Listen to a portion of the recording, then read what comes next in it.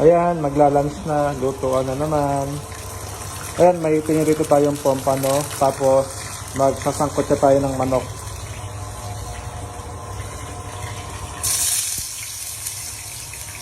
Ayan, nilagay natin yung ating luya.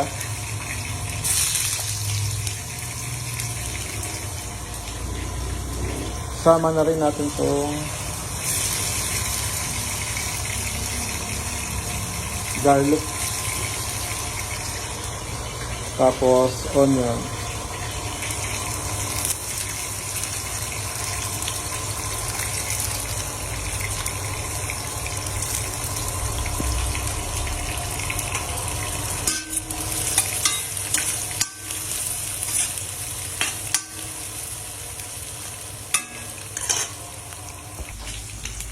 Ayan, nagisa na natin yung ating mga sangkap. Pwede natin ilagay yung manok. Yung popcorn natin, maluluto na rin. Ayan, konti na lang. May ano pala, may pumasok pala sa gate kanina.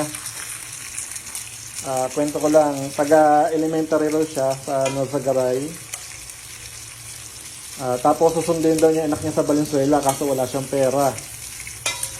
And kailangan din daw niya kumain. Gusto makikain kahit daw sa labas ng garahe. Hindi ko naman kilala kaya sabi ko hindi kami nag-entertain ng hindi kilala.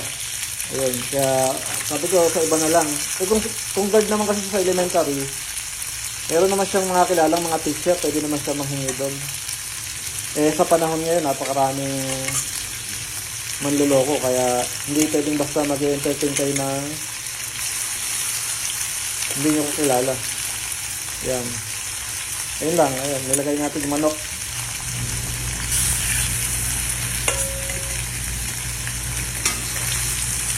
Aantayin lang natin ito masangkot siya. Itatakpan lang natin ito.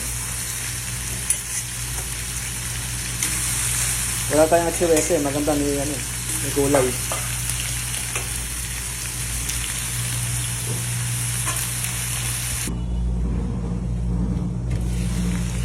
Ayan, nasangkot ka na siya. Nakapaglagay na pala tayo dito ng patis, paminta. Ilang ilagay natin. Tapos mamaya siguro asin. Lagyan natin ng tubig. Para meron tayong sabaw. Ayan. Ito na yung last step natin.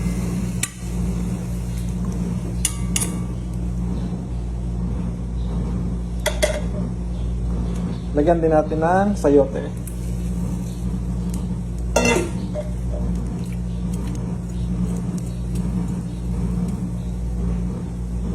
Ayan. Aantayin na lang natin itong pumulo and pag lumambot yung sayote, luto na yung ating sangkot siyang manok.